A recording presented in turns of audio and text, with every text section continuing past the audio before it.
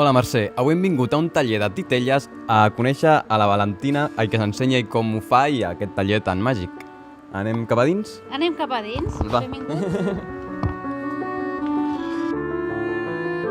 ¿Cómo es el proceso de la creación de una marioneta? Primer has de saber què vol fer aquesta marioneta o aquesta titella, perquè n'hi ha molts tipus de titelles. Per exemple, n'hi ha de guant, de varilla, de fil, com en aquest cas una marioneta. Has de pensar i què farà aquest titella, perquè són limitats. No poden fer qualsevol cosa en qualsevol moment. I una altra cosa important, per mi és molt important, és l'estètica. Has de pensar molt bé quina cara fa, quina expressió li vols donar. Clar, perquè l'expressió no canvia, no? Sempre és la mateixa. Sempre és la mateixa.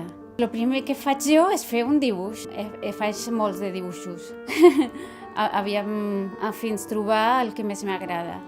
I després, quan ja ho tinc dins, faig una arcilla, li dono la forma i això li treus un mollo de guix.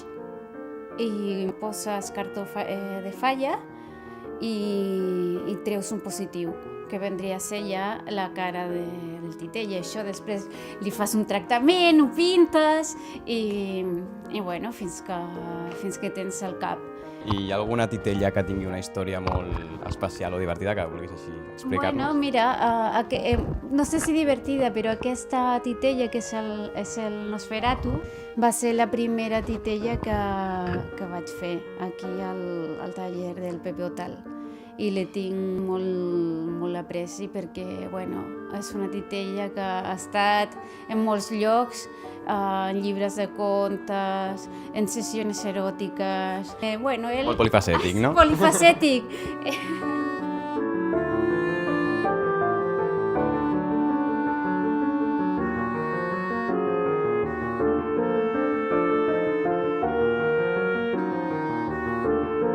Dentro de la compañía, ¿todos os dedicáis a hacer marionetas y...? No, yo tengo dos compañías, que son las dos mías.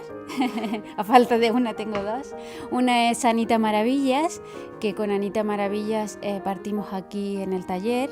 Está Mireia Larrea, Mireia Nogueras y Yama Gorría. Constructoras, soy sobre todo Mireia Nogueras y yo, y Miren pues es nuestro pinche. Cada uno tiene su talento y el secreto de un buen equipo es saber aprovechar los talentos de los otros. Y la otra compañía se llama Pinocho en Bicicleta, que esta es más nueva y estamos recién empezando a pedalear, por decirlo así. Y antes has dicho que Nosferatu había actuado. ¿Qué actúa? ¿El títere o la marioneta? ¿Tú? ¿Cada día una persona diferente? Bueno, es curioso lo que pasa con los títeres, porque a veces adquieren una entidad propia. A veces se te olvida que tú eres el que los mueve. Mira, és que jo sóc una titella molt famosa. Sí, que he sortit a musical i tot, però després m'han deixat allí en una bossa.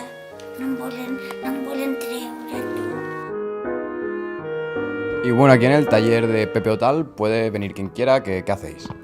Pues está abierto a toda la gente que quiera aprender a hacer un títere de cualquier especie, y puede pasarse cualquier día. Y lo que sí, no hay maestros. Aquí cada uno viene y aprende lo mejor que puede de los demás.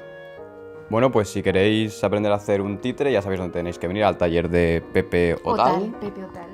Y estaréis muy bien acompañados. Sí, seguro me encontraréis por aquí. La vampira del Raval. Primer actor, A mi em van donar un premi que es diu Premi Cadireta. No butaca, cadireta. El tinc a casa,